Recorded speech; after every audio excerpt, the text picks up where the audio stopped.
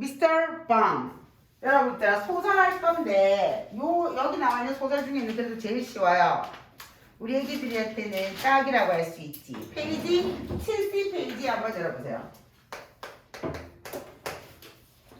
안녕하십니까. 오늘은 재활용 버리러 가는 쓰레기 버리러 가는 복장을 입고 수업하도록 하겠습니다.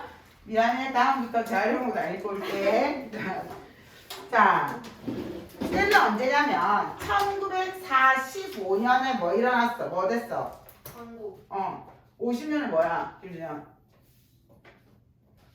역사와 민족을 모르는 아이들이 우리나라에 무슨 미래가 있겠니? 김진영. 수미야 50년에 뭐 일어났어? 여기 너 빼고 다 알잖아 지금. 자, 1945년에 8.15가 해방입니다. 맞죠? 자, 그리고 50년에 6.25가 일어났어요. 자, 그럼 요 사이야. 자, 요 사이를 우리가 해방공간이라고 합니다. 자, 근데 이때 무슨 일이 있었냐면 와, 대한독립 만세!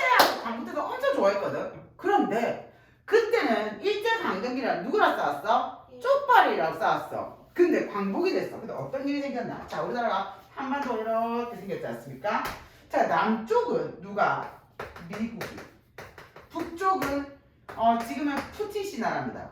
이름이 소련이었어요. 그때 지금 러시아거든요. 소련이. 각각 얘네들은 좀 미숙한 아이들이니까 우리가 대신 정치를 해줄게 라고 합니다. 자, 이걸 뭐라고 하냐면 신탁통치라고 해요. 잠시 일목 한국사 시간입니다. 신탁통치라고 합니다. 자, 이 신탁통치 기간 동안 그래서 남쪽은 우리 자유민주주의가 그 다음 이쪽은 좌익이 막 이렇게 들어왔어. 그래서 나라가 어수선하고 엄청 뭐였냐? 혼란기였어요. 좌익과 우익이 그때는 그러니까 뭐가 이념으로 대립하던 시기였던 거야. 그 해방 구간이 굉장히 혼란기였던 겁니다. 자, 이때 그러니까 뭔가 체제 유지도 잘 안 돼, 체제 질서가 잘 안 잡힌 거야. 그리고 남쪽에서는 실세를 미국이 잡고 있잖아. 특히 미국에서 파견된 미군들이 잡고 있었어요. 자, 여기에 방산복이라는 인물이 나옵니다. 근데 방산복은 진짜 일제강점기의 노비 이런 애였어. 노비였다가 그러니까 머슴살이 했다가 백주사란 인물의 머슴이었거든요. 머슴으로 살고 있다가 그 다음에 신기료 장수가 되는데 신기료 장수는 뭐냐면 지금 구두 수선하고 이런 거 신발 고쳐주는 사람이었어. 자, 그러니까 어떤 삶을 살았냐면 하층민의 삶을 살았어. 그래서 돈 번다고 엄마 나 돈 벌어올게 하고 막 저기 여기 떠돌아다닌다. 여기저기 떠돌아다니면서 몇 마디 영어를 익혀요. 마치 한국어 가정을 이수하지 않은 동남아인들이나 외국인들이 우리말 배우듯이 떠듬떠듬 이해했나? 그 정도로 배운 영어를 가지고 다시 돌아왔는데 우연한 기회에 이제 이때가 됐어. 이때 됐어. 방산복은 해방됐다고 전혀 좋지 않았어요. 뭐 내한테 득이 돼야지 해방됐다고 좋지. 왜 이러는데 막 이러면서 시끄러워 죽겠네. 시끄러워 손님도 없고 뭐 이런 느낌이었습니다.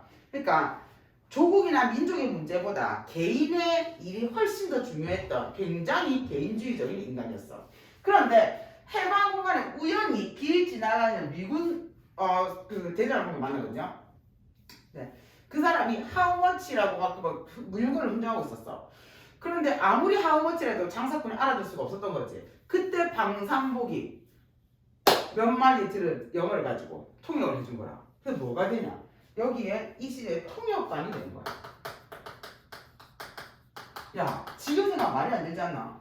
신기료 장수였던 인물이 통역관이 될 수 있었던 건 그 시대가 매우 뭐였기 때문에 혼란했기 때문이야. 이해했나? 그러면서 미군 대장의 그 장군인가? 소령인가 뭔데 아무튼 그 사람의 권력을 얻고 방산복이 어마어마하게 권세를 가지게 됩니다. 지가 권력이 있는 게 아니라 미군에 붙어가지고 지가 허세 이빠입니다. 이해했지? 내가 말하면 모든 미군 헌병들 다 움직이고 이런 식으로 권세를 부리고 있었어. 자, 그러면서 급속도로 막 집도 커지고 부도 누리게 된 거야. 자, 근데 그때 해방 이후에 이 사람이 누구야? 지주였잖아. 이 사람이 엄청난 친일파 지주였던 거야. 근데 이렇게 친일파 노릇을 하다가 해방 이후 사람들이 일제강점기 때 우리 못 살게 되었던 친일들을 처치하려고 막 자기 집에 그거 한 거야. 폭도를 일으킨 거지. 그래서 백두사가 몰락할 거야. 근데 백두사가 몰락하고 나서 길 가다가 우연히 방산복을 만났는데 이전에 내 모습은 방산복이 아닌 거야. 겁나 잘 나가는 것 같은 거야. 그 백두사가 이제 방산복에 막 엎드려서 아, 나 좀 도와줘 하면서 막 비굴한 모습을 보입니다. 방산복은 엄청 거드름펴요. 아, 내 말 한마디면 이승만 대통령도 오지 마. 뭐 이런 식이야. 이해했죠? 자, 그런데 방산복이 잘 살게 되고 난 데부터 하나에 뭐가 있었냐면 습관이 있었는데 그게 뭐냐? 술을 마시면 가글을 하는 습관이 있었어. 2층 양옥집이었거든? 테라스가 이렇게 난간이 있는 집이었어. 가글 이렇게 하고 있잖아. 양치물을 밑으로 촥 뱉는 거야. 자, 그때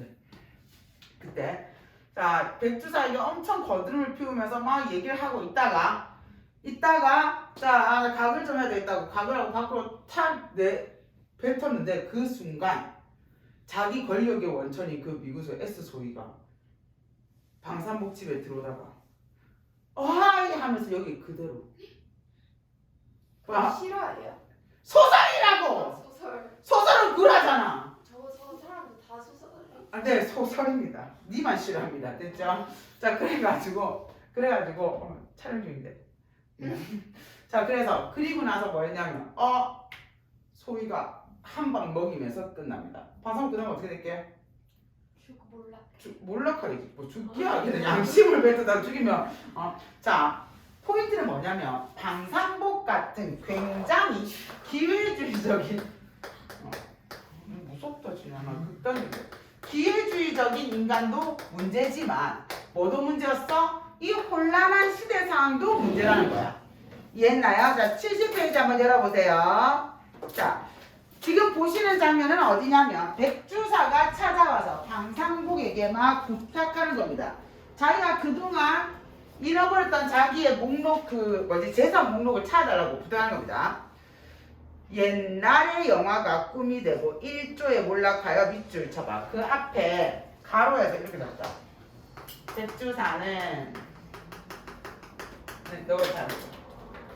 백주사는 옛날의 영화가 꿈이 되고 1조에 몰락하여 가뜩이나 초상집 개처럼 초라한 자기가 자 1조에 몰락하여 밑에다가 적어라. 군중들에게 봉변을 당하고 재산을 빼앗김. 군중들에게 봉변을 당하고 재산을 빼앗김.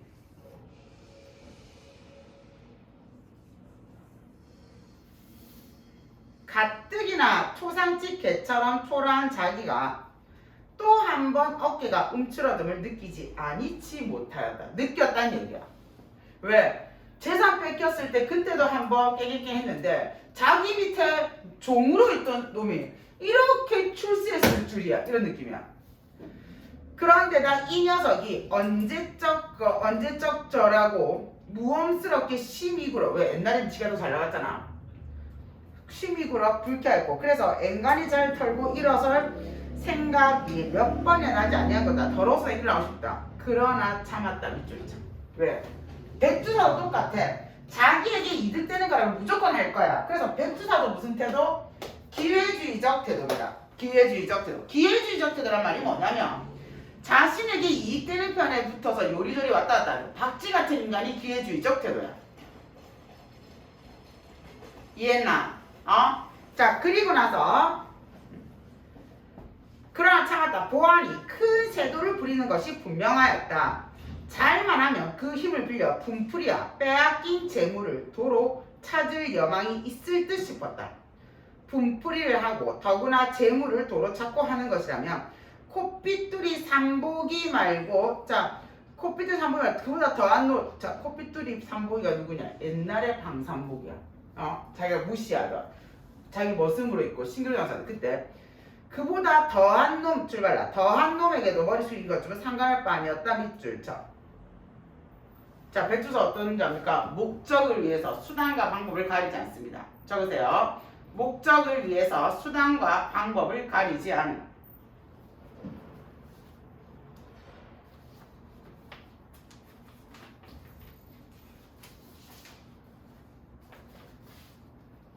자, 그러니 여보게 미시다방 점점점점 있는 말 없는 말 보태가며 일정 경과 설명을 한 후에 백주사는 끝을 맺기를 어쨌든지 그놈들 말이네. 그놈들 누구냐? 친일파를 청산하려고 했던 백성들, 조선 사람들.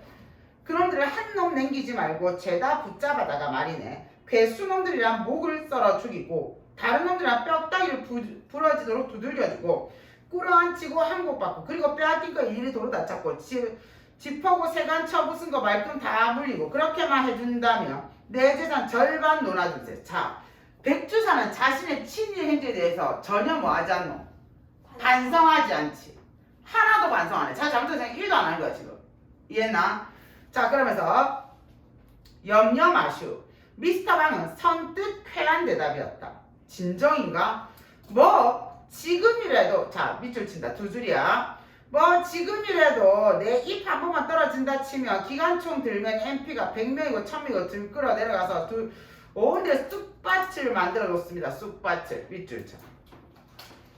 자, 아무리 그래도 아무리 권력자라고 해도 미국 헌병을 움직이는 거 한 개인이 못할 거 아니가. 이게 어떤데? 허세입니다. 자, 이렇게 허세를 떠는 태도를 사자성어로 뭐라고 하냐면 허장성세라고 합니다. 허장성세.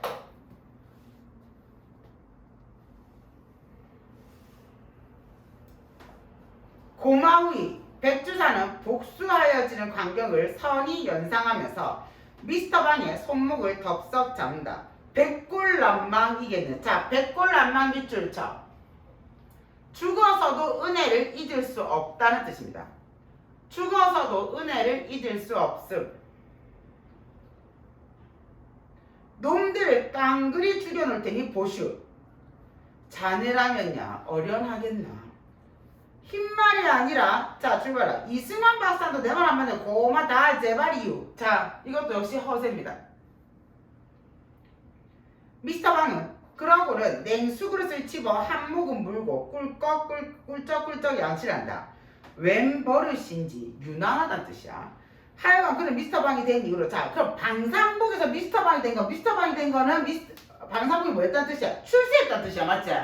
그러면서 미스터 방이 된 뒤로 술을 먹으면서 양치하는 버릇이 생겼다. 양치한 물을 처치하려고 휘휘 둘러오다 일어서서 노대로, 자 노대는 마루, 바닥 이런 거야. 성큼성큼 나간다. 노대는 현관 정통 위였다. 미스터 방이 그 걸쭉한 양치물을 노대 아래를 아낌없이 쫙 뱉는 바로 그 순간. 그 순간이 공교롭게도 마침 그를 찾아온 S소위 밑줄 쳐. 이 사람입니다. 이 사람이 방산복 권력의 원천입니다. 적어줘요. 방산복의 권력의 원천입니다. 이 사람한테 빌붙어 있기 때문에 방산복이 그렇게 허세를 떨 수 있었던 거야.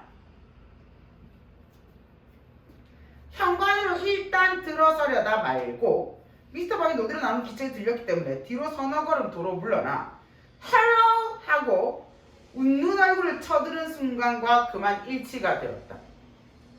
애구머니 놀라 질겁을 하였으나 이미 배 터진 양치물은 퀴퀴한 냄새와 더불어 소름 돋는, 약간 상상했다 지금. 퀴퀴한 냄새와 더불어 백절폭포로 내리쏟아져 웃으면서 쳐든 에스의 얼굴에 정통 가서 차르르. 얘들 근데 엄청 심각한데 사실 좀 웃기지 않습니까? 이걸 뭐라고 하냐면 골개미라 할 거거든요. 조금만 기다려보세요. You devil. 무슨 뜻이야 김진영? devil 뭔데? 악마. 그래. 몰랐어 진양이. 알았는데. 알았는데 확신이 없어서 또. 이 기급할 자식이라고 에스토이는 주먹질하면서 고함을 지렸고 그 주먹이 쳐든 채 그대로 있다가 일변 허둥지둥. 자 봐봐. 벗어버리지 않아 손바닥 밑줄 쳐. 손바닥을 싹싹 비는 미스터 방 밑줄 쳐. 자 백주사한테 그렇게 허세 떨다가 에스소미한테 지금 어떻게 하는데 싹싹 빌고 있지. 방산복이 이중적 태도입니다. 자, 싹싹 비는 미스터 방의 턱을 쌍놈의 자식 하면서 철컥 출발라. 어퍼컷으로 한 대 갈겼더라고 밑줄 쳐. 요게 소설 끝이야. 앞으로 방산복이 뭐 될걸? 몰락할 걸 암시합니다. 방산복의 몰락을 암시하고 있어요. 자, 얘들아. 근데요. 네. 원래 앞부분도 있어요. 네, 앞부분 조금 더 볼 거예요. 기다리세요. 자, 그래서 오른쪽 만점 노트 보시면 주제 광복 직후 권력을 쫓는 자, 광패. 광복 직후 권력을 쫓는 기회주의적 인간형과 혼란한 사회상을 비판하고 있습니다.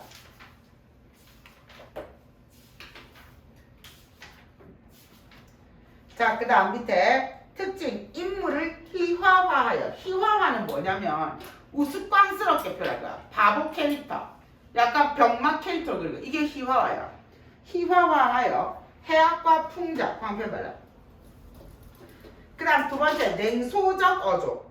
지금 여러분, 방산복도 그렇고 백주사도 긍정적 인물이야, 부정적 인물이야? 부정적 인물이야. 그래서 서술자는 방산복에서 계속 얘를 병맛 캐릭터로 만들어서 우스꽝스럽게 비꼬고 있는 겁니다. 이해했습니까? 이게 무슨 적 태도? 냉소적 태도라고 합니다. 됐나요? 그 다음에 판소리 사설의 문체라고 해요. 판소리 사설. 마치 판소리의 창자가 여러분에게 이야기하는 듯한 어조란 뜻이야. 줄거리 됐고 등장인물. 맨 처음에 누가 있어? 방산복이 있죠? 신기루 장수였으나 광복 직후 미군의 통역관이 돼. 허세가 심하며, 자 여기에 광패. 허세가 심하며 기회주의적이며 자신의 이익을 우선시해. 그 다음 백주사는 전형적인 친일파입니다. 자신의 이익을 위해서는 비굴함도 참고 아첨하는 인물이죠. 아첨광패. 그 다음 세 번째 S소위. 자, 그리고 요거 먼저 받으실래요? 이 프린트 한 장만 하고 뒤에를 넘기도록. 이게 오늘 과제물 프린트인데 받으시면 자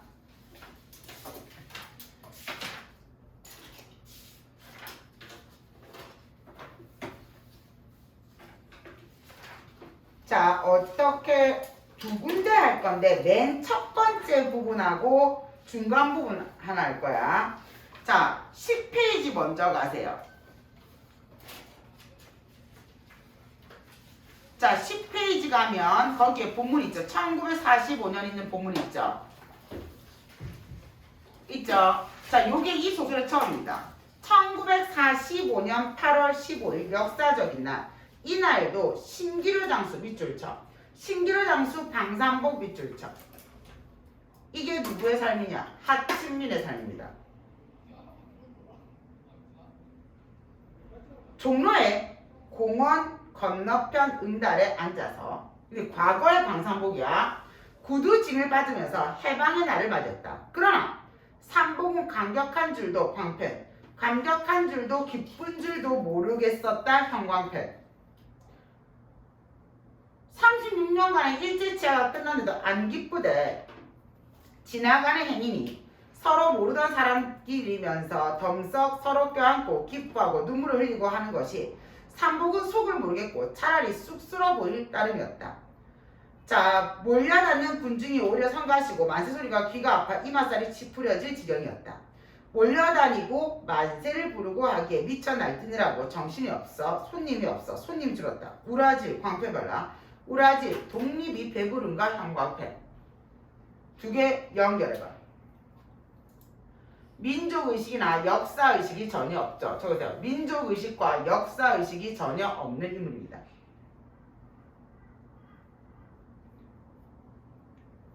이렇게 그는 두런거리면서 반감이 쏟았다. 2, 3일 지나면서부터야 삼복에게 다운자 해방의 혜택이 밑줄 쳐. 나눠졌다. 10전이나 15전에 박아주던 징을 50전을 박아도 눈을 부라리는 순사를 볼 수가 없었대. 순사가 없어졌다면요, 활개를 쳐가면서 무슨 짓을 해도 상관이 없고 무서울 것이 없어. 오라. 그렇다면 독립도 밑줄 쳐. 독립도 할 만한 건가 보다 밑줄 쳐. 해방의 혜택하고 연결. 자, 왜 기분 좋아졌어? 경제적 이익입니다. 아, 그러니까 방산복은 자기에게 경제적 이익이 없는 한 해방도 필요 없다고 얘기하는 인물이야. 이해니? 자, 그 다음 삼복은 징 10개를 봐가지고 5원을 받아놓으면서 이렇게 속으로 중얼거리기까지 했다. 그러나 며칠이 못 가서 삼복은 다시금 해방을 저주하였어. 삼복이 저 혼자만 돈을 더 받으며 더 받아 상관이 없는 것이 아니라 첫째 도매상들이 제 맘대로 재료값을 올리던 것이었다. 진, 가죽, 고무, 실 모두 50곱, 10곱 비싸졌다. 그러니 신기루 장수는 손님한테 아무리 비싸게 받는댔자 재료를 비싼 값으로 사야 하니 결국 도가만 살찌울 뿐이지 소득은 전과 크게 다를 바 없어. 이런 연병한 그놈의 경제겐 다 어디로 가됐어? 독립은 밑줄 쳐. 독립은 우라진다고 독립을 한다 하고 또 빡쳤어. 이해나? 자, 그리고 다시 몇 페이지로 한 집은 더 해야 되는데, 자, 앞으로 2페이지로 오세요. 맨 처음에 있겠죠? 자, 누구 얘기를 잠시 또 볼 거냐? 백주사 얘기를 볼 거야. 자, 백주사의 아들 백선봉 보이십니까? 그러니까 어디냐면 2번 밑에 있는 지문. 보이나? 오케이. 백주사의 아들 백선봉 밑줄 쳐봐. 얘도 대표적인 저거라. 친일파입니다. 자, 순사 임명장을 받아 쥐면서부터 시작하여 8.15 그 전날까지 7년 동안 3곳 주재소와 2곳 경찰 정글하며 다니면서 200석부터 가요. 200석 추수의 토지와 만원짜리 적은 통장과 만원어치가 넘는 옷이며 비단과 역시 만원어치가 넘는 옆편의 폐물과를 장만하였다. 가로닫아. 자, 이거 전부 다 뭐로 받은 거게? 뇌물을 받은 거 같잖아. 부정하게 모은 재물들이죠. 부정하게 친일파들이 부를 축적한 거야. 남들은 밑줄 쳐. 남들은 줄인 창자를 졸라맬 때 밑줄 쳐. 식민지 조선인의 고달픈 삶이 이겁니다. 남들은 줄인 창자를 졸라맬 때 식민지 조선인의 고달픈 삶이 이거야. 그의 방에는 옷같은 정백미가 몇 가만에 식사였고 반년 1년을 남들은 구현도 못하는 고가의 생선이 끼니마다 상이 오르지 않은 날이 없었다. 땡땡. 친일로 부를 축적한 결과죠. 적으세요. 옆에다가. 친일로 부를 축적한 겁니다. SS 경찰서에 경제계 주임으로 했던 마지막 2년 동안은 더욱더 호화판이었다. 8.15 그날 밤 군중이 그의 집을 습격하였을 때 쏟아 나온 물건이 쌀 말고도 잡아 여기에 물건 이름들인데 오른쪽에서 묶어둘 거야. 광목 6통, 고무신 23켤레, 직가다비 8켤레, 빨래비누 3개짝, 양말 50타, 정종 13병, 설탕 한 부대. 자, 뭐를 나열하고 있냐면 물건과 수량을 나열하고 있어요. 왜게? 물건과 수량을 나열해서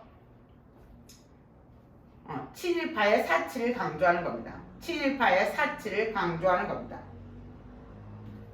그 다음에 얘들아 이렇게 있었더란다 보이지? 여기 형광펜 바르세요. 아까 특징에 뭐 있었냐면 판소리 사설체, 판소리 창자가 얘기하는 듯한 문체라고 했잖아. 이거야. 이게 판소리 사설체야. 이렇겠다, 이랬었다, 뭐 이런 거 있잖아. 판소리, 이거를 이렇게 있다란다. 이거를 판소리 사설체라고 얘기합니다. 참 보기가 안 좋겠다, 뭐 이런 부분이거든. 만원어치 옆편의 폐물과 만원어치 옷가며 비단과 만원어치 적은 투자 그만두고 말했다. 물건 하나 없이 죄다 빼앗기고 치과세가는 조각도 못쓰게 산산 다 부서지고 백선복은 팔이 부러지고 첩은 머리가 절반이나 뽑히고 겨우겨우 목숨 하사라 본집을 도망했다. 일병 고을에서는 백주사가 자식 그런 집에서 산 토지를 가지고 동네 사람한테 자 출발라. 동네 사람한테 거만히 굴고 자기들한테 8알 가까운 토지를 받고 고리대금업을 하였대서 밑줄 쳐. 친일파들의 횡포죠. 친일파들의 횡포. 이렇게 못살게 굴르는 거야. 백선봉이 도망해와 눕는 그날 밤 그의 본집이 백주사의 집을 습격하였다. 자, 요게 과제고 옆에 71페이지 일단 문제 풀고 갈게요.